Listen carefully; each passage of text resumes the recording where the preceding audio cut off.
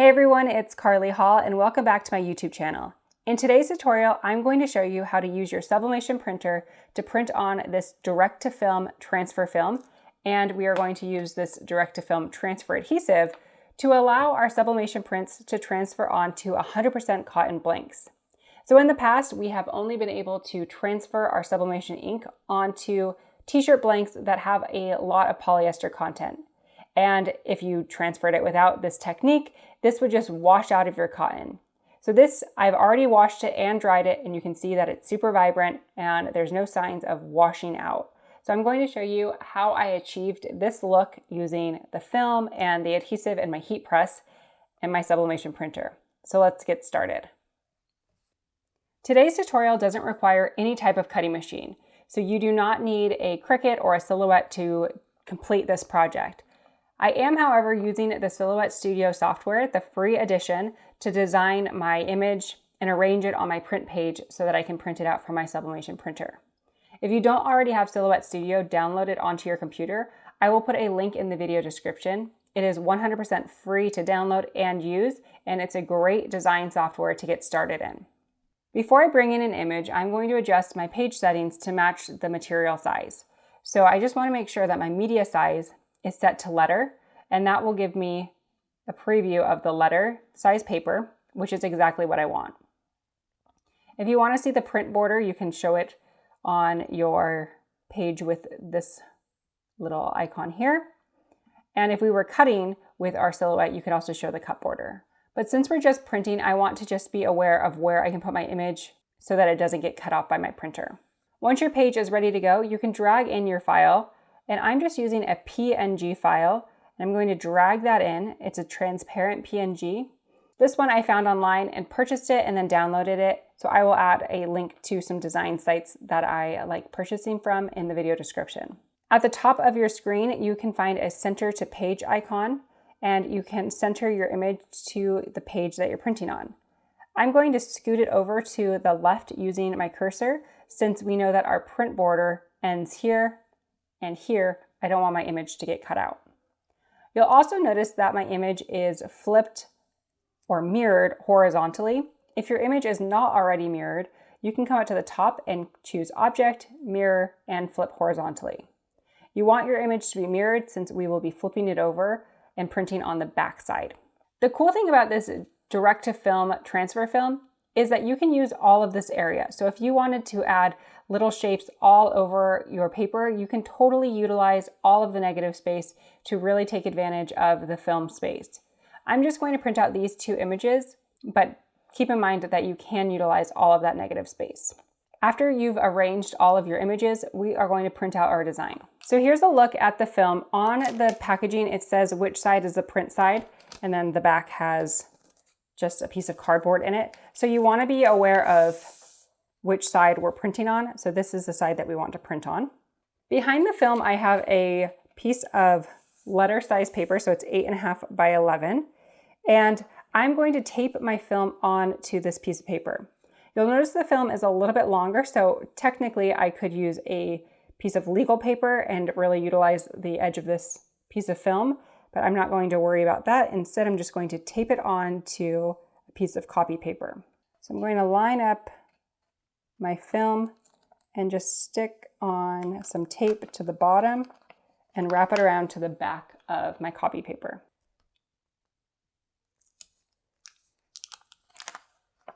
The reason I'm taping my film onto some copy paper is because I could not find a setting that would pull this film through my Sublimation printer. I tried every possible setting, even auto detect, and nothing gave me the results that I needed. It just said that there was a jam every single time I tried to feed the film through on its own.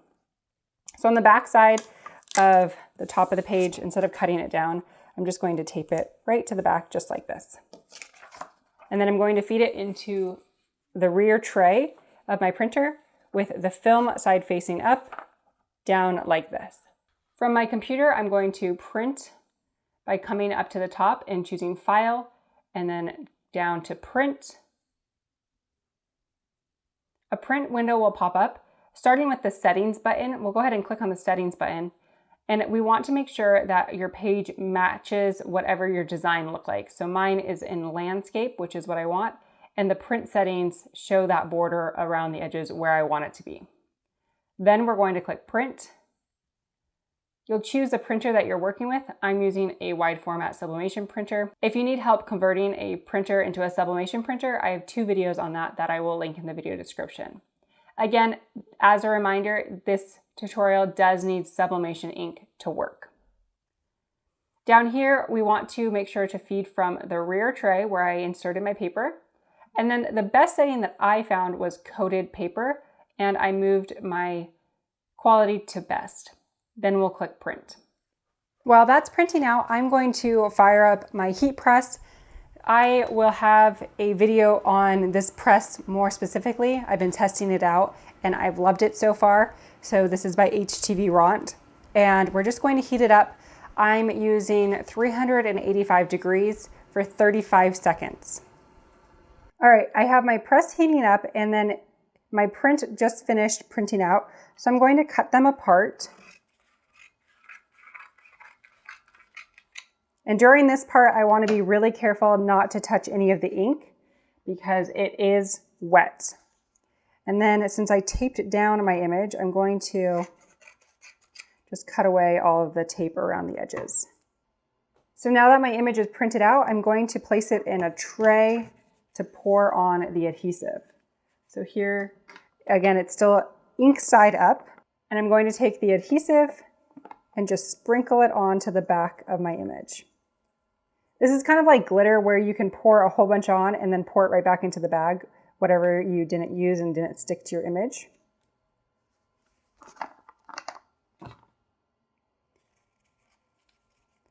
So I'm going to coat the entire image and just shake it all over my image, tap off the excess.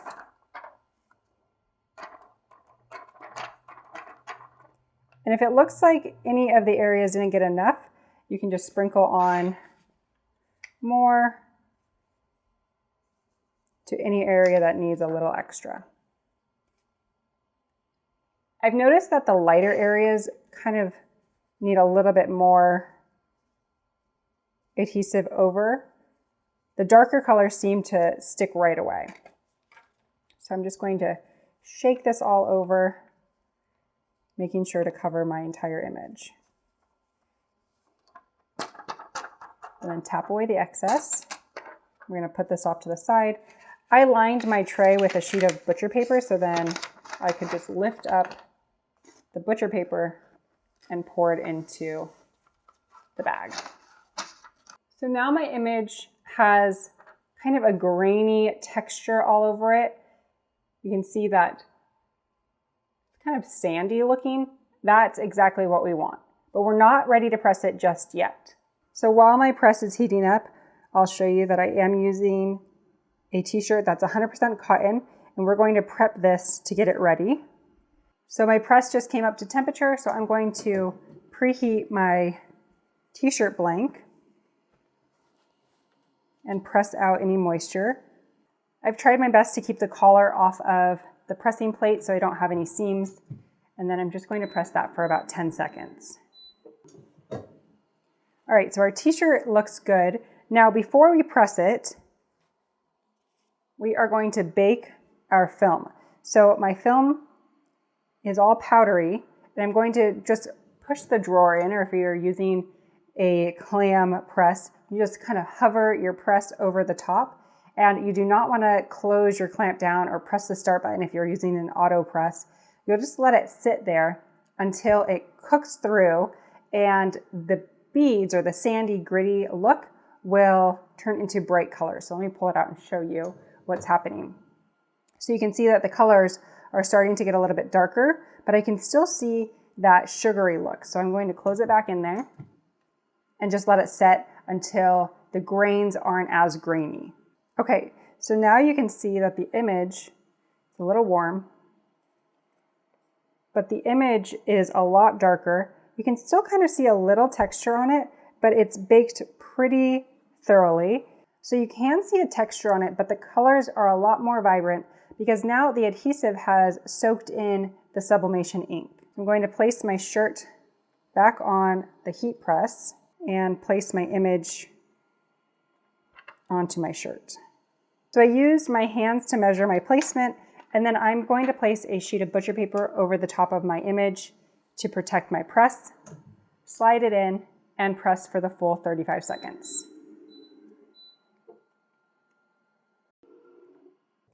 So the time is up. Remove the butcher paper. I'm not going to peel it just yet. I'm going to let it cool off, and then I'm going to do it cold peel. So my t-shirt is now cool to the touch, so I'm just going to peel off the carrier film.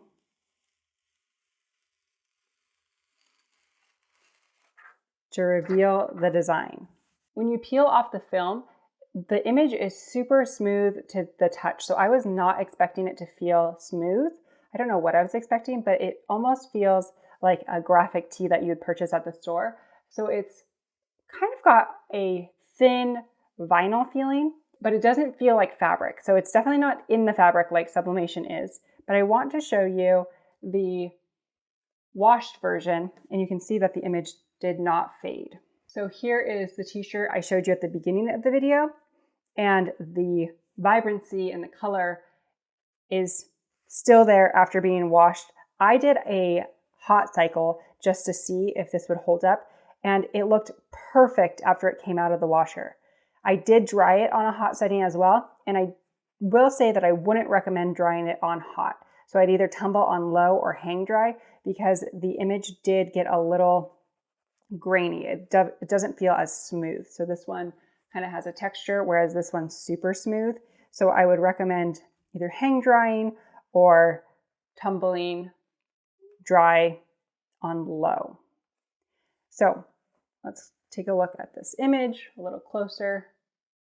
You can see that the colors are super bright, no weeding involved, and it transferred great at 385 degrees for 35 seconds.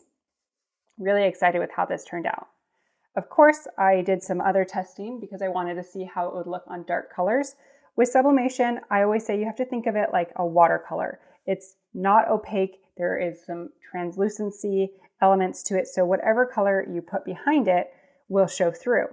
Now with the DTF transfer adhesive, I thought maybe it would give it a little bit more opaqueness, but you can see on the black t-shirt that you lose a lot of the detail because the black is coming through. And you'll also notice that since the adhesive is white, anywhere that I didn't brush off the excess, there is a little bit of speckling. So there's adhesive speckles around the areas that I did not wipe off. So on the white, you can see that the color on the t-shirt really matches what shows on my computer screen versus the black t-shirt where you lose a lot of the color and it dulls out a lot. I'm really excited with the results of this technique. Direct-to-film printing is not a new technique.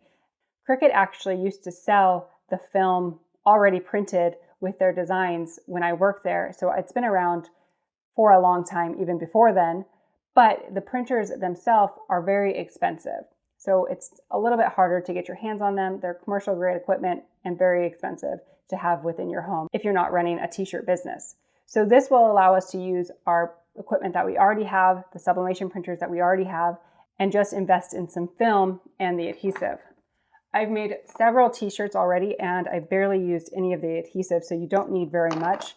The film is a little bit more expensive, but I will link to what I found on Amazon, and this film worked great. I did try to use vellum because I wanted to see if there was a more affordable option. This really looks like vellum. And I did try just a craft store vellum and it did not work, unfortunately. So I do recommend the film because it gives you that really smooth peel and you're left with a really good, clear, crisp image. As always, if you have any questions, please leave them in the comments. I am so excited to test this and continue to test this on different materials and wash tests and things like that. So any questions or comments, please leave them below and I'll get back to you as soon as possible. You'll find all of the links in my video description. If you're new to my channel, most of those links are affiliate links, and that's how I support this channel and continue to bring you free content on my channel. So thank you in advance for shopping through those affiliate links. If you found this video helpful, make sure to like it and consider subscribing to my channel for more craft content. Thank you so much for watching, and I will see you in the next video.